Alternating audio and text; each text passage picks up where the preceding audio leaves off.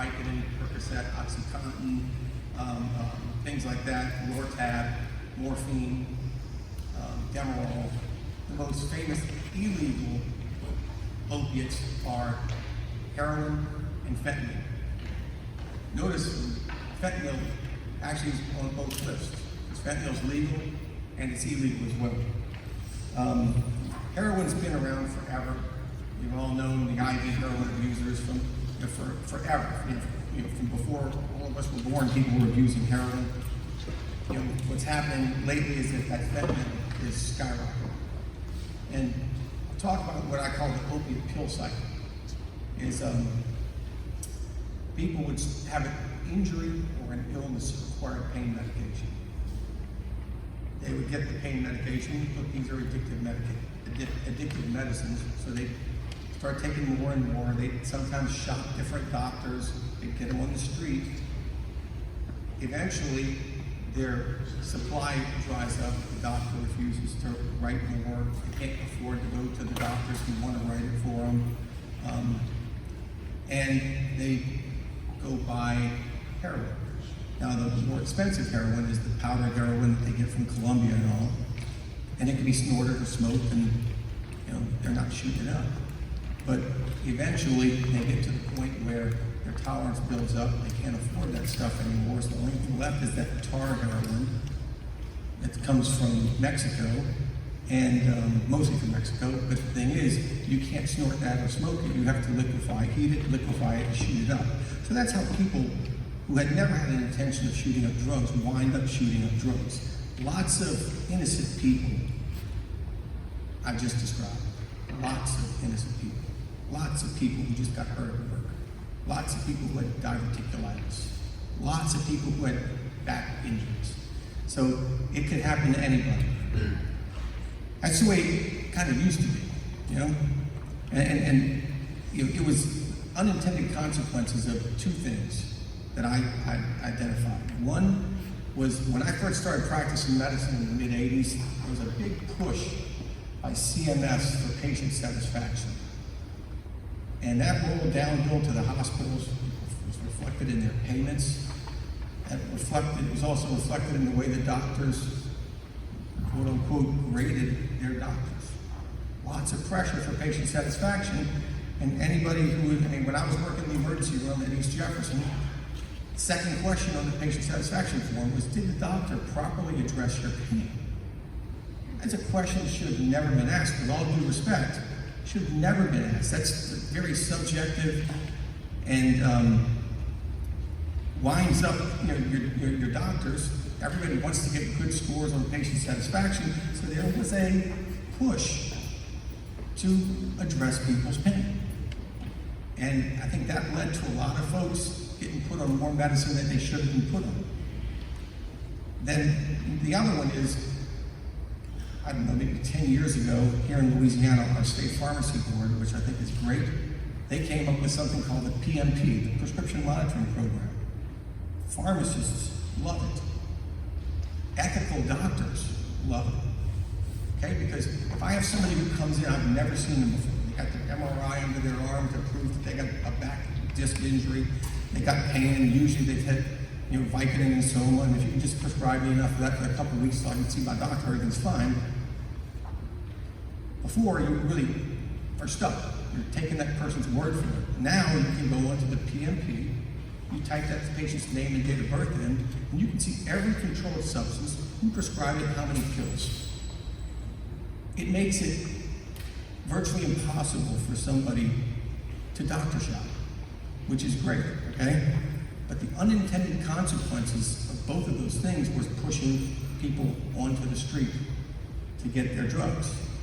And that's where we get to this issue that we have now with heroin, illegal pills, fentanyl, so on and so forth. And fentanyl has really been a game changer, sadly, in the wrong way. It's mostly replaced fentanyl. It's cheap. It's unbelievably potent. 50 to 100 times more potent than heroin.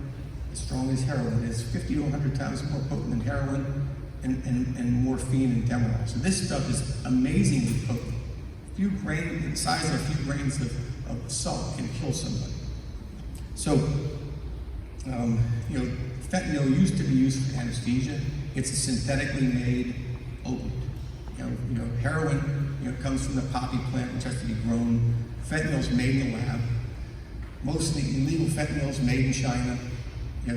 Comes across either by boat or by across the border. These overdoses that we're seeing from them are, we're getting more and more. And years ago there were lots of IV overdoses of fentanyl. And they were all accidental. Not all. The overwhelming majority of them are accidental recreational overdoses. People getting high, feeding their addiction, and they accidentally take too much because they don't know what they're taking, and they die. In the last couple of years, what's really been horrible is the fact that they now are able to take the fentanyl and put it into pills. And we've seen deaths here locally. I've seen it at public high schools. I've seen it at the best high schools. I've seen it in young adults. I've seen it in old adults. People think they're buying a pill. They think they're buying a Percocet 30 or an Oxycontin or a Xanax. And it's not that, it's fentanyl. And, and it's really, really potent. It's, like I said, made in China. We're counting on drug dealers to be pharmacists. That's what they're counting on. It's these people, they go, they mix it up, they cut it, do it, and they press it into pills, and it looks just like a Xanax pill or a Percocet pill. The problem is it's not.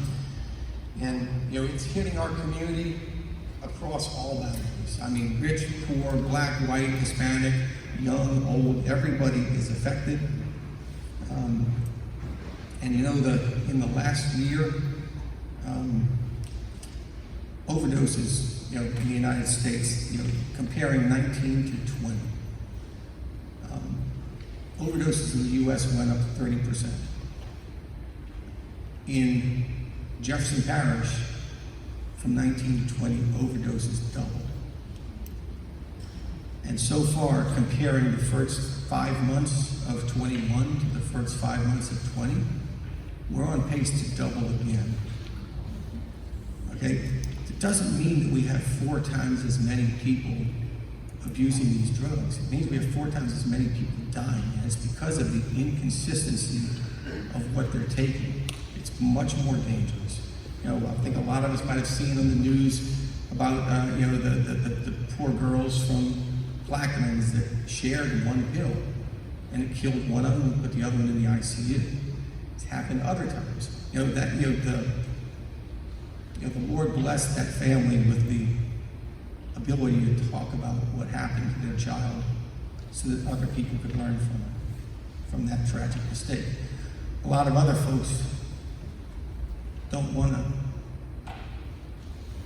do that for whatever reason. Look, I respect it. You don't hear me talking about it when it happens in some of the best neighborhoods, some of our most prestigious families, or from our, everybody. We have folks who want to be an example, folks who don't. I don't want to push them one way or another, but I respect people's desire when it comes to that. So I'll tell you, though, it's happening all over the place, and one pill can kill. That's kind of a good motto to remember. And with this COVID epidemic, I think that those numbers going up is really from that supply chain. Wouldn't surprise me that everybody looking for somewhere new to get their drugs. Last thing I'll talk about is the lawsuits against Purdue Pharma and the other big pharma companies, and I think it's great that we're making them pay. I don't think that they can ever pay enough to compensate families or the municipalities that have to pay to clean up this mess that we're in. So that's about all I have to start, but I'm going to be happy to answer all the questions that you have. Am I just trying to say which one? My name is Brandy Klingman. I'm a clinical therapist and I'm a treatment center provider in Baton Rouge. I own treatment centers and clinics. But a lot of what I do, my real passion is going out and talking to families and people around the country. So I spend almost all of my time doing that. I just got back from doing that in Las Vegas, making a PSA series. And it's 8 parts, like a mini series. I'm not a TV person, so being in front of the camera is not my favorite, but being with you is. And I was thinking about it on my way here. What would I want to tell you if I just had a few minutes? Because we don't have a lot of time. So I'm going to kind of spit some things out that I think as a parent and as a therapist I would want to know if I only had a few minutes. Number one is drugs have changed. You just heard Dr. Cvitanovich talking about the accessibility and the potency of the drugs. What hasn't changed is kids experiment. They are going in and out of trying different things, the pills that they pass around at a party or a joint. The problem is that the drugs have changed. So back in the day, let's say 75% of kids were experimenting or trying something in a school before they got out of high school or college. Let's say that same number exists today. The problem is the potency and the accessibility to the high potent or synthetic drugs has changed dramatically with the introduction of the internet. So people can now get drugs that they would have never before had access to. The ability to access fentanyl as an adolescent or a youth in high school is dangerously high.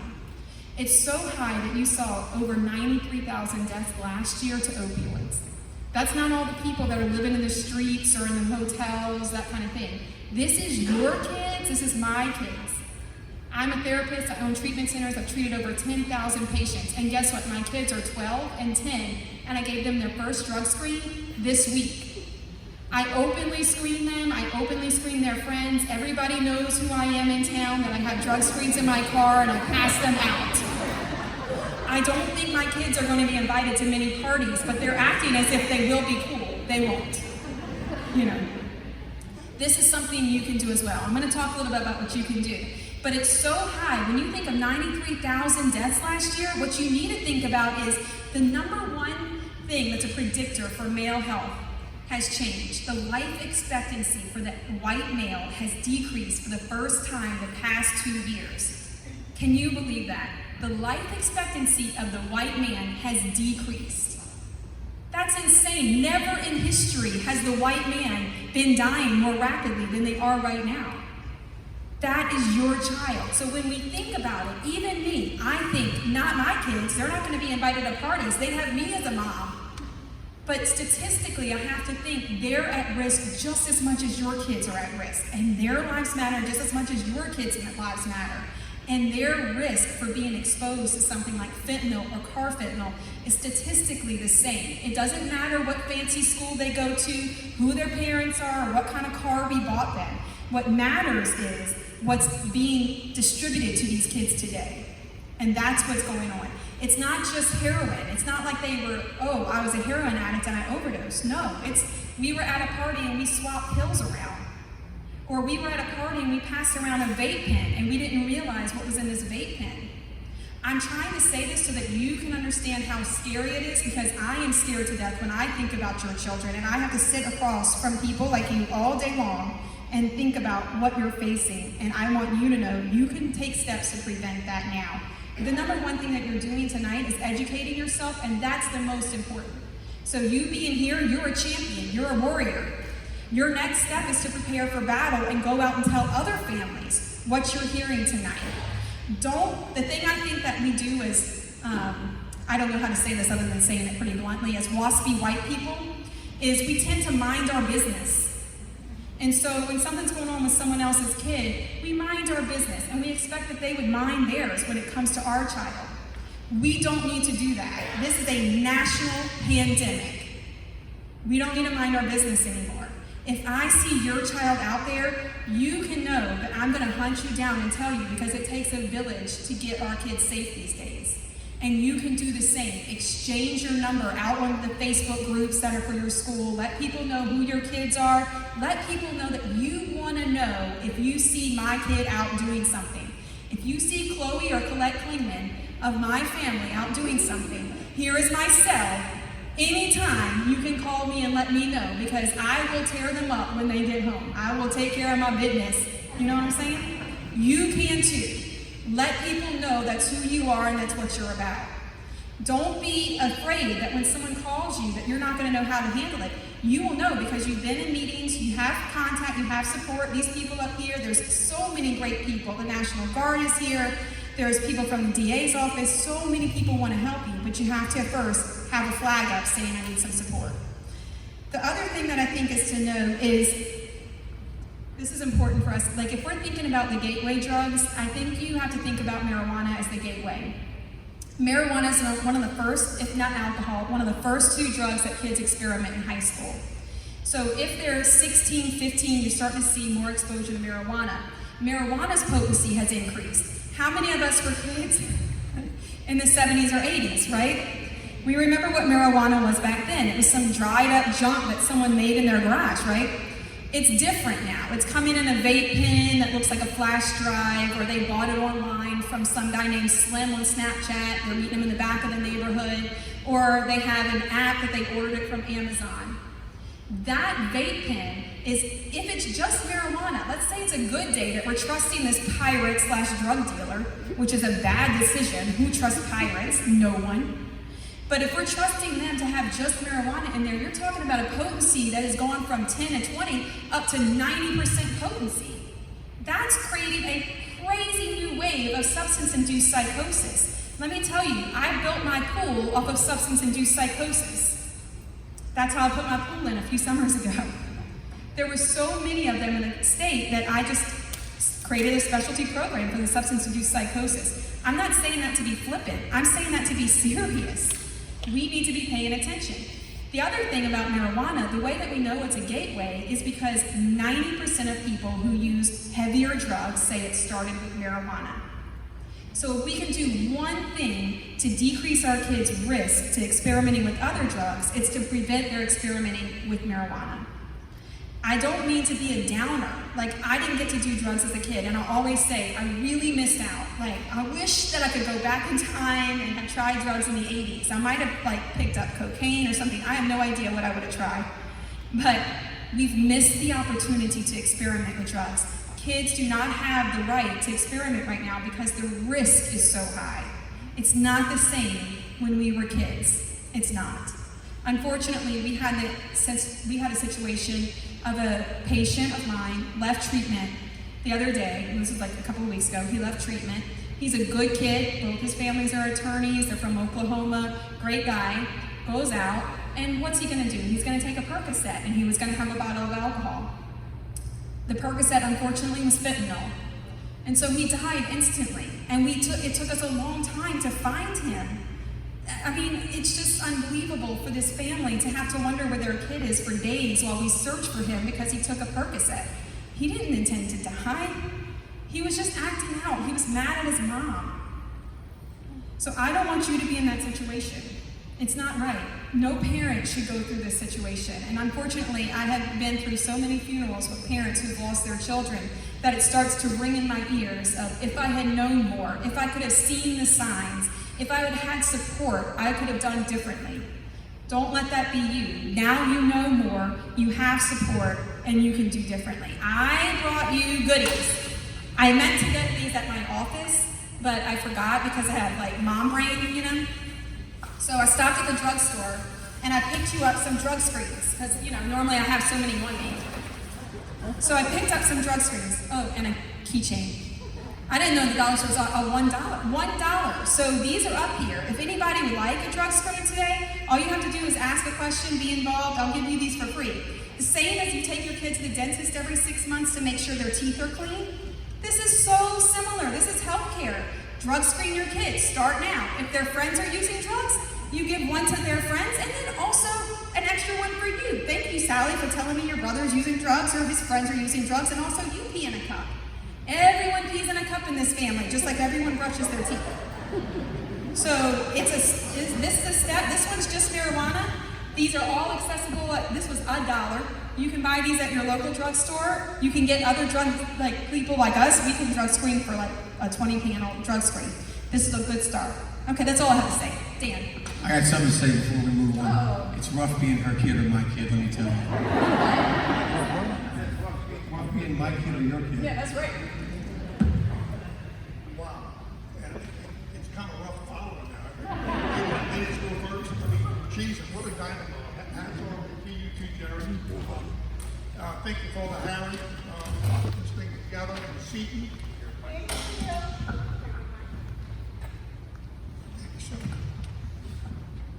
geez, I'm there to compete.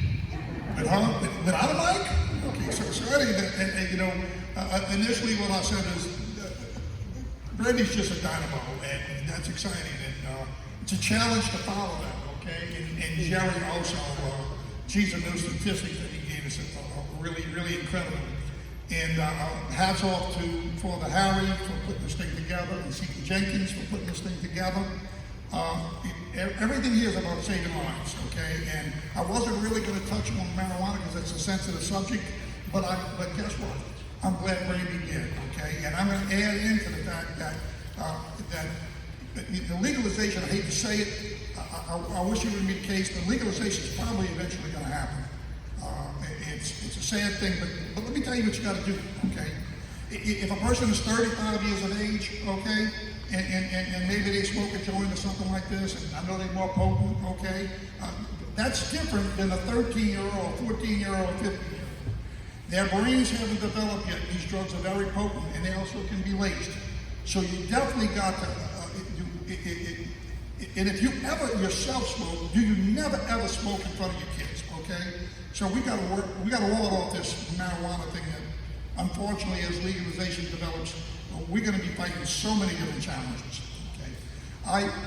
One thing I want to say is, you know, it probably looks a little odd here in me in this purple shirt, okay? And of course, it's got my logo on, the Pharmacist, okay?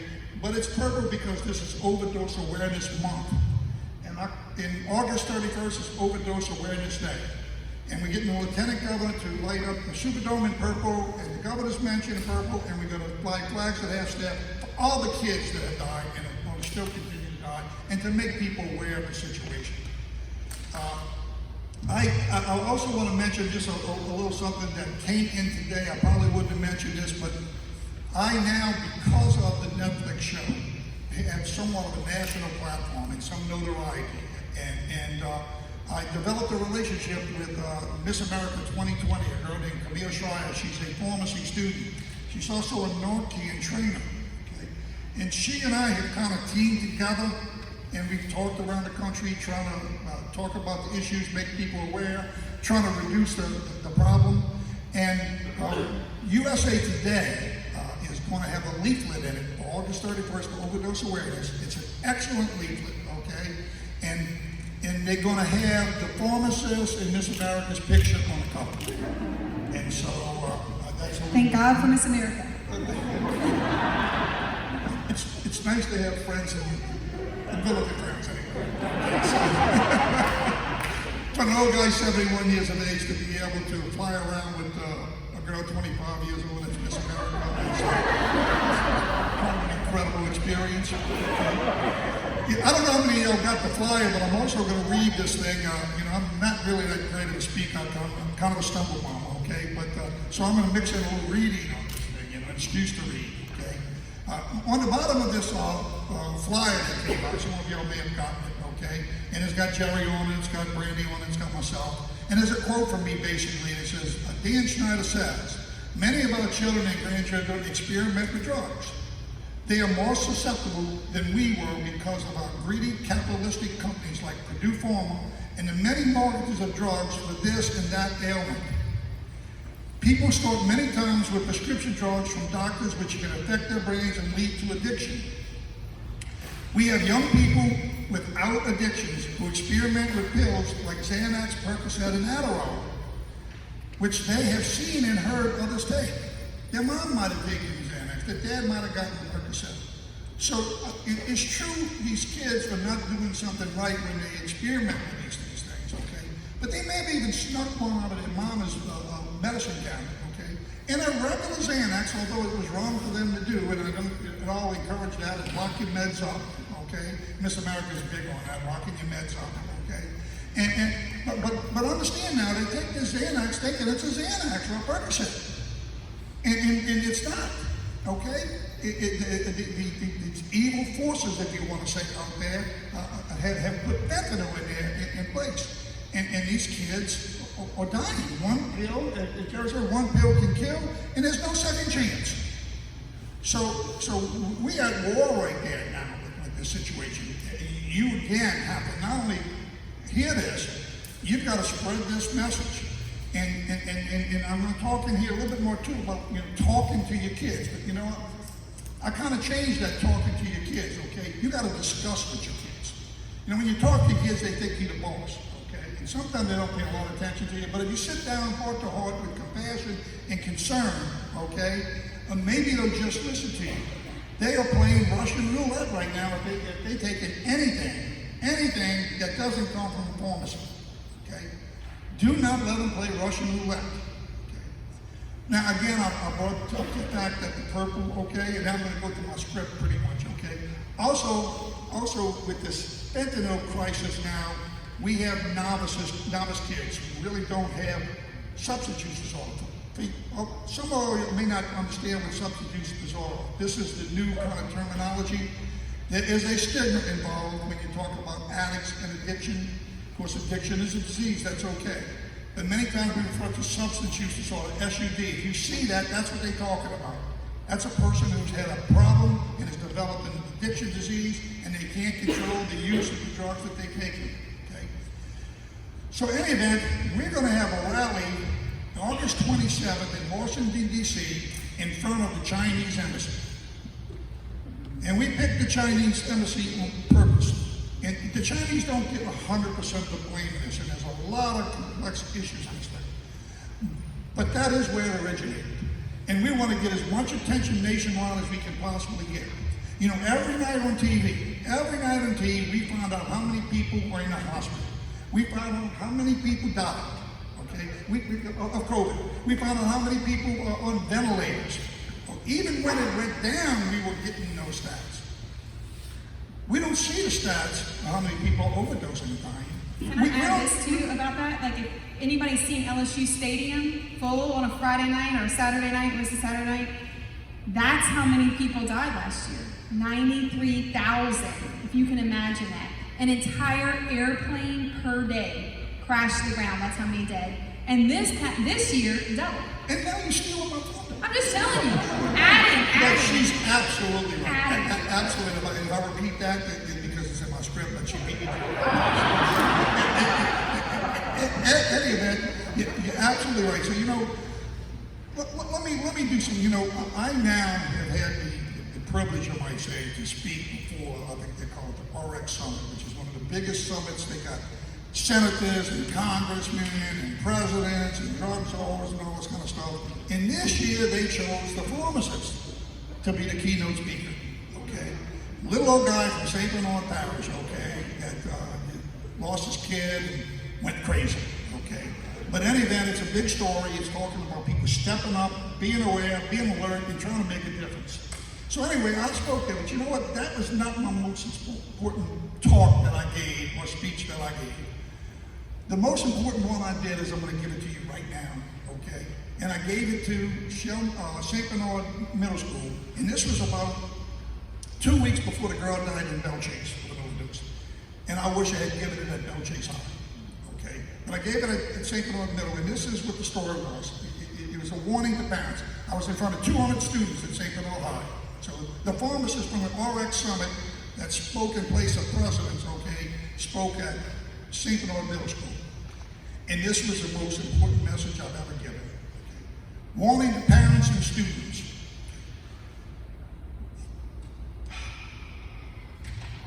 Pardon me, stumbled. Okay. Parents and students, please be alert and aware that there are fake prescription pills such as Xanax, Percocet, and Adderall on the street and available through social media. These fake pills contain deadly amounts of the very potent opioid called fentanyl. One pill can kill. This fentanyl can also waste ecstasy, marijuana, methamphetamine, almost any drug.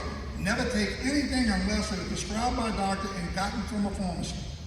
In the past, experimenting with these things was wrong, but not usually deadly. Now this illicit fentanyl is in almost anything not from a pharmacy and is killing students, it's killing our kids. Stay away from drugs and alcohol, students. Your brains are still developing, also marijuana, okay? Your brains are still developing, and if they're not immediately deadly, they can damage your brain and change your future, maybe just lead to death.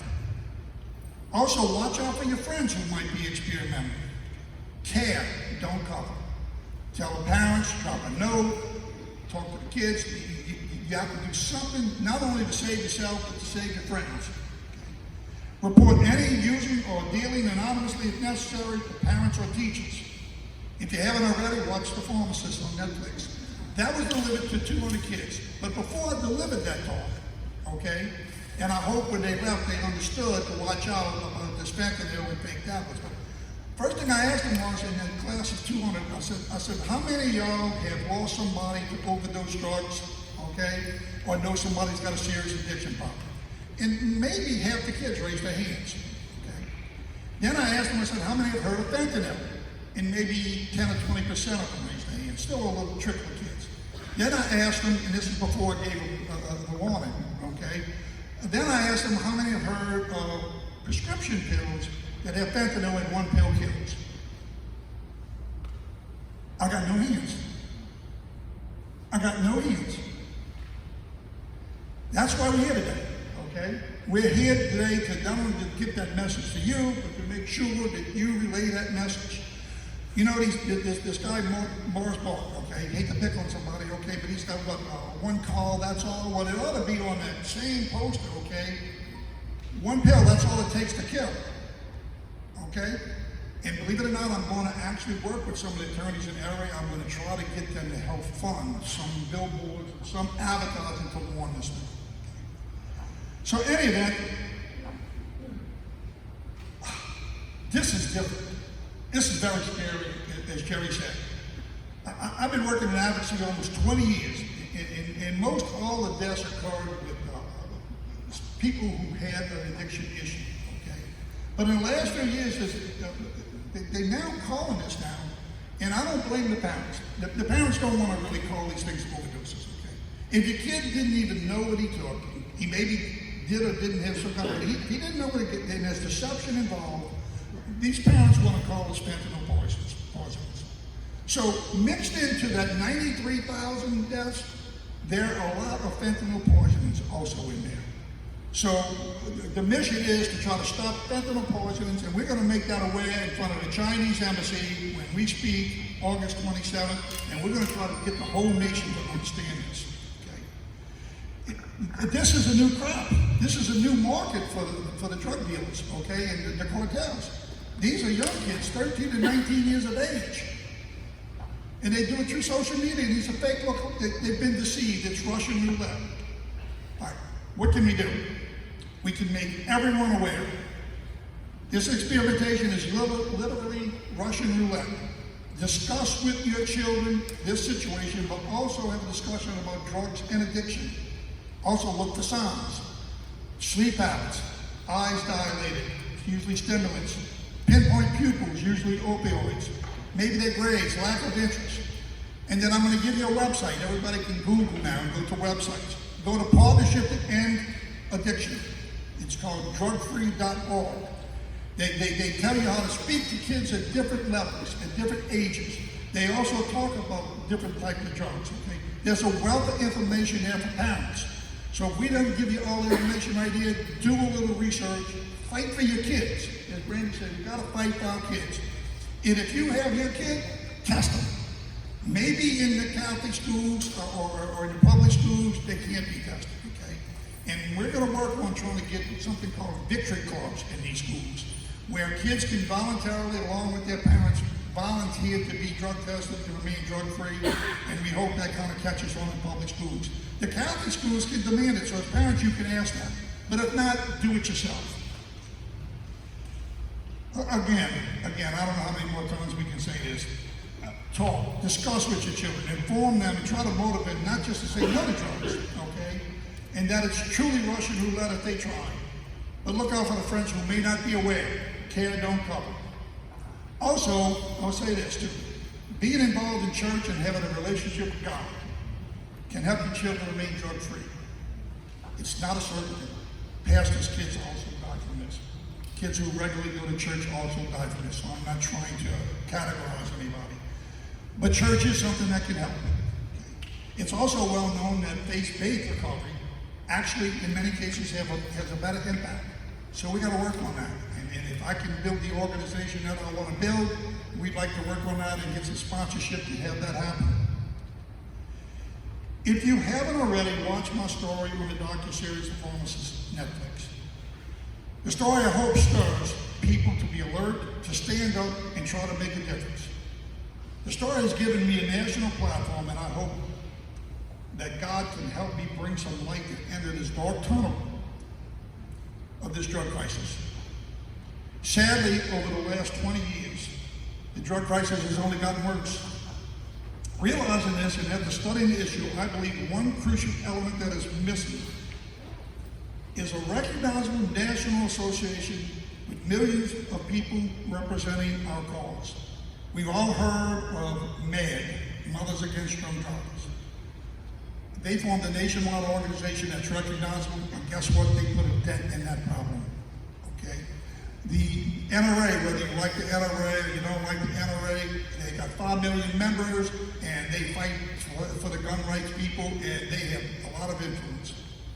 What do we in advocacy? What national organization can you say, yeah, that's the guys that fight? We don't have it. Okay. You do? Right. No, you are the person. Well, what I'm trying to do now is I'm going to try to build off of my name, so to speak, The Pharmacist, in a Netflix docuseries, and the fact that it's been shown to 100 million people. I want to try to build what I call the Pharmacist People's Association, or PPA. Okay, we want to represent all advocacy groups, all recovery centers, all parents who have lost kids. Now, don't get me wrong. This is not an organization that you join and you go work in your little local community with this, or we handle recovery. You go to Brandy for the recovery thing. You join a local group, a grief group, or a group that does things to make people aware in the community. You do that. But if you join this sort of umbrella organization on the top of this thing, I do believe I can get pressure on the politicians. Okay? I do believe that if I had 1 million members signed in my association, I do believe I could get the media to talk about the kids that die every day. Okay? We would shame them if we had to. They would get hundreds of thousands of emails. Okay? We would know how many kids died every day. How many died from fentanyl. You know, this is a battle that we have to fight, okay? And that's just one element, and I'm kind of selling this thing, but I'd sell my soul to save the lives, okay? All right? And I don't know whether I can build this thing. I do know that I do believe that if you work, you hope, and you pray, with God's help, you can accomplish anything, okay? And I'd love to have an organization that we could look to and say, yeah. They had Congress, they in front of the Senate, they can make a difference. So help me if you can with that. Okay? Some of the things that we also would want to accomplish, and I'm gonna wrap up with this, okay? In addition to me building my national organization, I'm like these other guys, okay? We want to push for more and better treatment and recovery. We want to address mental health, as many times it's a comorbidity with substance use disorder. We want to work on removing the stigma. And my membership and all the advocacy groups out there fighting to do this. And treating addiction as a disease. Treating those with substance use as in a healthcare environment, not as a criminal issue. Pray with us that together we can reduce, hopefully end fentanyl poisonings and the opioid and addiction pandemic that has taken so many young lives. Again, if we work, hope, and pray with God's help, anything is possible. God bless. We'd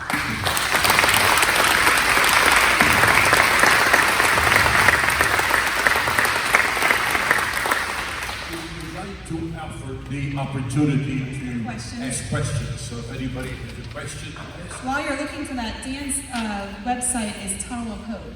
He forgot to say that. That's where you go to sign up for his program. Tunnel of Hope. Tunnelofhope.org.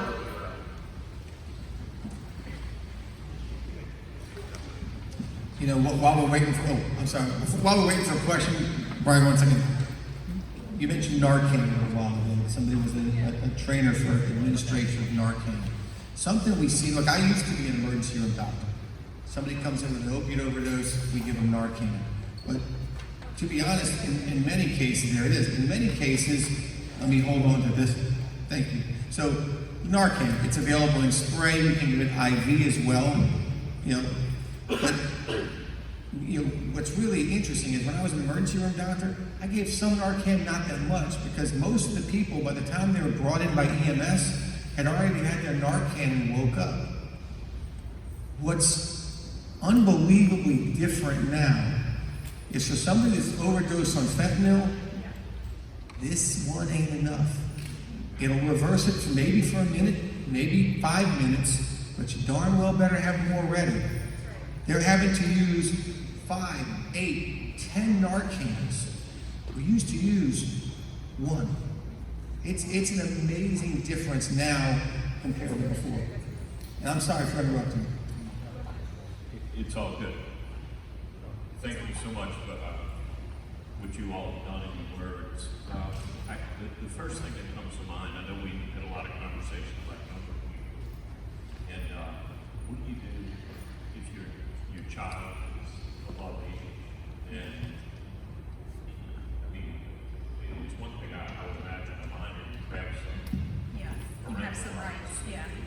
For someone that's What I tell families is, as an interventionist or as a family member, and as a professional, what I say is you actually have a lot of power. You don't think you do, even when they're 18, 20, 35 years old. If they're failing at life or they're struggling with substance, you have a lot of power as the family to come together. It doesn't have to be as dramatic as the show intervention, although that does happen. It could be simply the family comes together and says, look, we absolutely care about you and we're severely concerned about you. And we are, as a family, getting help and support, and we're asking for you to do your part, which is getting treatment. So you as a family can say, if you don't do this, we will limit our interactions with you. An addiction person needs oxygen, like a fire needs oxygen. So if we take away all the support, it becomes harder and harder for them to maintain their addiction. So if we take away car, house, food, clothes, all that kind of stuff, they're more likely to get treatment. As long as you're continuing to offer them the other option. Hey, if you do treatment, you can have all these things. If you don't do treatment, we're going to have to take these off the table. So that's one thing you can do. If you can't do it by yourselves, get any of us. Linda, all the intervention people in here that have done this for addiction wellness centers. James has a hospital. Raise your hand if you're a provider. All the people who are providers in here, you can ask us for support. We do this every day. I probably do interventions like 200 a year. No problem. So get some support. We'll come to you for free and say like, hey, let me help you get your loved one in treatment. And it's just a conversation we have as a family. So we can get that done. I'll add to that, when it comes to our kids, they personally manage themselves. We guide our kids, but our kids personally manage. So when it comes to you as a parent, your kids are going to manage what you inspect of them, not what you expect. We expect our kids to not smoke, not drink too young, to not try drugs. Okay? When you're suspicious, or even when you're not suspicious, it's a good idea. I don't do it often, but I pull it out every now and then, especially on one of my kids. I can't pick one, I'm sorry. But it is, she personally manages, what I inspect. She knows what I expect. She knows what her mom expects. Okay? But knowing that we are inspecting, I think goes a long way. So a question, Stephen, this is very helpful, informative. Appreciate you guys being here. Question is for everybody here, I think agrees in everything you guys say. Nobody, young or old, in this room would disagree on any points and the dangers and the stats. The question I have is really geared toward our younger people here. What are some practical ways? Our kids will be out there at parties and socializing. What are some practical ways to be able to avoid peer pressure? Just say this for themselves. Maybe intervene with a buddy or a friend. Is there any advice or practical things that can be done to kind of disarm those type of situations when they come? Mamas are usually good at that. I can give you, I can't sit down. I just can't sit down. It's hurting my leg to sit on my foot. So I can tell you a few things that I tell kids. I talk to kids all over the country.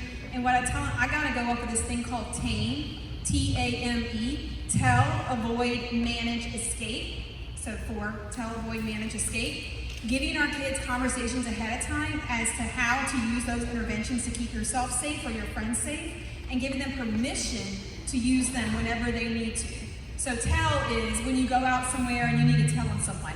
My kids don't want to be a rat, and my husband's a coach, so he's cool. I'm clearly not cool. You know, so we balance, like when do you rat someone out versus not?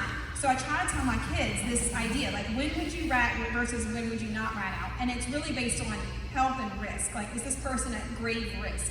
If they're doing something dumb, like writing their name on the bathroom wall, or they're acting a fool at a party or something like that, that's maybe not a tell situation. Maybe you want to sit back, they're threatening to fight somebody, okay, you know.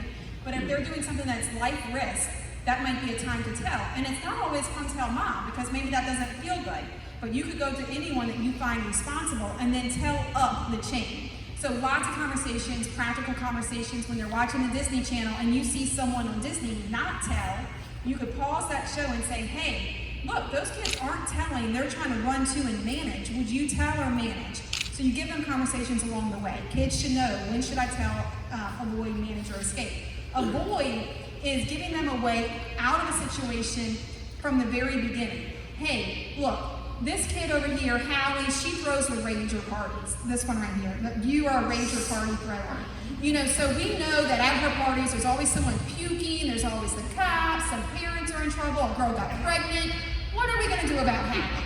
What we should do is avoid Hallie's parties. And so then you let them come up to this whole, is that your name, Hallie? Did I guess right? You're probably not the rager either, because you're here. So, but you want to kind of give them a way of seeing things ahead of time. Go to their events, watch their friends at the football game. I'm going Friday night to a football game. I don't want to go. I hate high school kids. I really don't want to be around them. In my private life, professionally, I love them. But privately, I find it all a bit silly. You know, so we're going to the game, and I'm going to watch, and I'm going to look for the Hallies and the Josephs and the Harrys, and I'm going to see what they're doing and say, like, I don't bring it up. I say, what do you think about Hallie? What do you think about James? What do you think about Joseph? What were they doing, and what would that be? And so I give them an idea of how to avoid situations and let them be a part of that conversation. The next is manage. Manage is if you're in the situation and you can't get out. I always bring up my in-laws when this situation comes up because I use them as an example. I can't avoid Christmas dinner with the in-laws, but I manage it. And so what I know is I'm not a big drinker, but when I'm around my in-laws, they're big drinkers. They love to party, you know, like hardcore drinking. So what I know is I get a drink ahead of time because I'm going to manage the situation. I hold a drink in my hand, and every now and then I'm like, oh, it's great. You know, and I really actually don't often drink it. Sometimes I pour it out and I pour water inside. Or if I'm somewhere where a bunch of people are talking about a political situation that I don't necessarily agree with, I manage it. I'm like, oh, you're pro-vaccine? Oh, yeah, totally. It makes a lot of sense. If I'm somewhere that's saying I'm against vaccines, I'm like, right, totally, I get it. You know? So I'm managing the situation without showing my cards. That's what our kids need to be able to do. They should have this skill in life. It will make them better employees. The last is escape. Giving your kids a code word and a way out of situations that they're in that they can neither tell, avoid, or manage. That is the key to giving them a safety net or a parachute.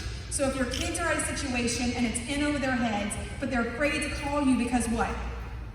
They don't want to get in trouble. They don't want you to prevent them from going to the party next weekend. Homecoming's coming up, or the football game, and if they know that they're doing something wrong, you're not likely to let them go next time. So they're going to avoid telling you because they're afraid of trouble? No. Escape plan should be an option for them. So, an escape plan, in my house, my daughter has the right to call me up and say, hey, listen, I really was hoping you had some more milk. That to me means she needs an escape. That's our word because I know she hates milk and I hate milk. I think it's gross. It's a bodily fluid of a cow if you really want to know how I feel about it. I don't drink anyone else's bodily fluids. So, that's our escape plan. If she calls me an escape plan, her, anybody with her, has the right to get out of the situation with pure safety. I will come get her. I will send her dad to come get her. I will fly my butt back home if I'm out of state to get my kid out. That's the parachute. And what she has to know is it comes with no consequences. You are home and you are safe. You don't have to explain a thing to me, although I'm here, I'm willing to listen. But if you don't want to, I am here. If you need me to take you to a doctor, I will take you to a doctor. You have an out, and your friends have an out. I don't have to report it to anybody. I just need to get you safe. That is our escape plan. Now, I tell her she has this option as escape always, right? If she used it more than once, I would start to wonder about her life choices. I would be like, why are we having to escape so often? You know? But giving them that option and having those conversations way ahead of time are the key. Does that help? Okay. Great advice. Fantastic. You great to have a person that's also a mother. Don't have anything to add there. Thank you, Dan and Brandy, and I've been a recipient of both Dan and Brandy's help, but I can tell you they're great people. Glad I haven't had this. Gerry, my question is, what can we do living in Orleans Parish and speaking for friends in Jefferson Parish to get Narcan at the fire stations like they had in St. Camden? I'll be honest with you, I thought they had it. At the fire department, you say? Yes.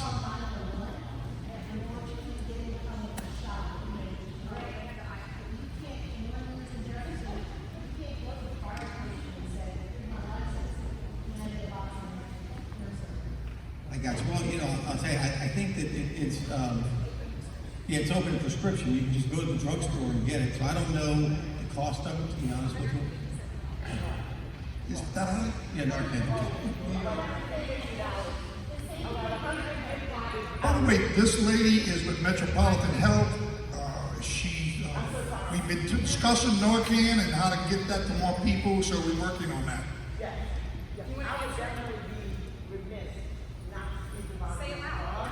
I was invited here tonight by Dan. It was nothing but fate that got me here. He called me earlier today to do some work with him around his drug, and so he invited me here tonight.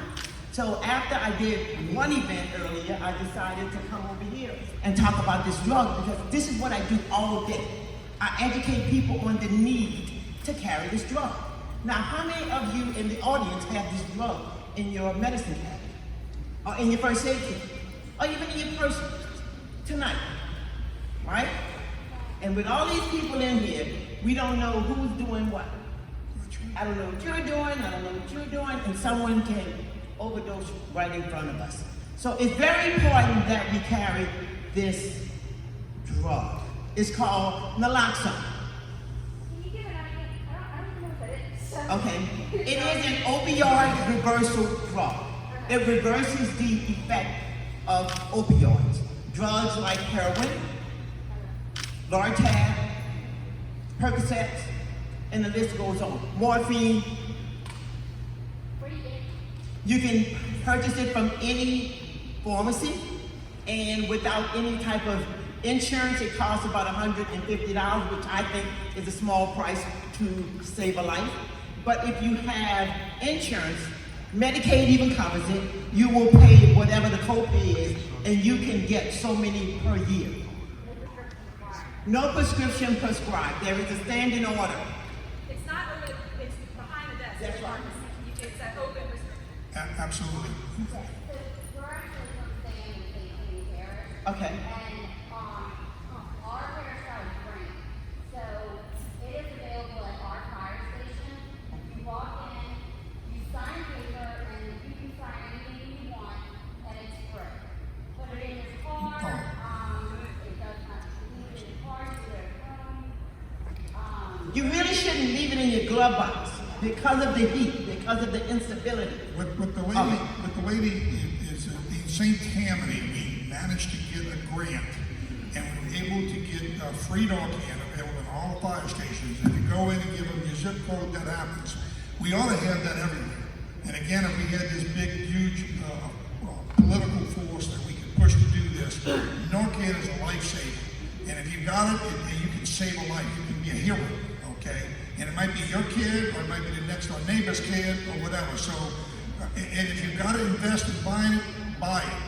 But I'm hoping that we can have programs that we can get Narcan available either cheaper or for free. I think that all of the human services districts throughout the state should have Narcan, because I work for the Orleans, Plaquemines, and St. Bernard Human District Service, and that's probably who you got yours from, Florida Parish.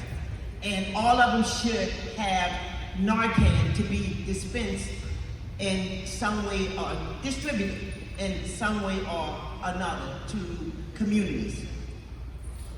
You're assuming that this Narcan is injectable? No, it's a nasal. This is a nasal spray. This is a nasal spray, and it's very easy to use. Children have been trained to do this. It's nothing to mix. I like to call this a kit. And on the inside of this kit, there are 2 administrations of the drug. It's nothing to put together. 2 administrations. Okay? 1, 2, 3 instructions on the front of the kit. But the first thing that you should always remember is to call 911, because as the coroner just mentioned, Yes. as the coroner just mentioned, you may not have enough to bring that person through, because there have been reports that it's taken more than 2 administrations to bring a person back around. You're buying After time. giving the first administration, as we said, it's a nasal spray. It's a nasal spray. And this is how you hold it. Now you have to put it in the nostril. This is how it actually helps. Okay? It's a plunger. And you put it in the nostril. Don't plunge it, don't prime it until you get it in position, because you will lose your dose. It's only 1 dose. All right? If the person doesn't come through, wait 2 to 3 minutes and give the other dose. Now, chest compressions are always better, because if you can get a person in a lying position, then that's the best place to get them. But if you can't, dead weight is heavy weight. You work on from a seated position and tilt the head back and give the dose. You just got a basic Narcan training session. That's it. Everybody has been trained. 2 to 3 minutes in between doses. It cannot hurt them either. If you're questioning it, it won't hurt them. So you're not going to hurt a person by giving them this. You can give it to them anytime. I gave it to my 90-year-old granny when she accidentally overdosed on her pain pills. No big deal. Anytime. Yeah, Good Samaritan law protects you. Yes, thank you for saying that.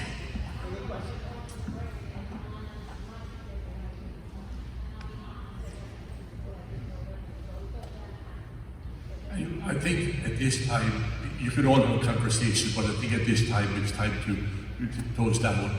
And again, I want to say thank you for being here, but certainly for all of you.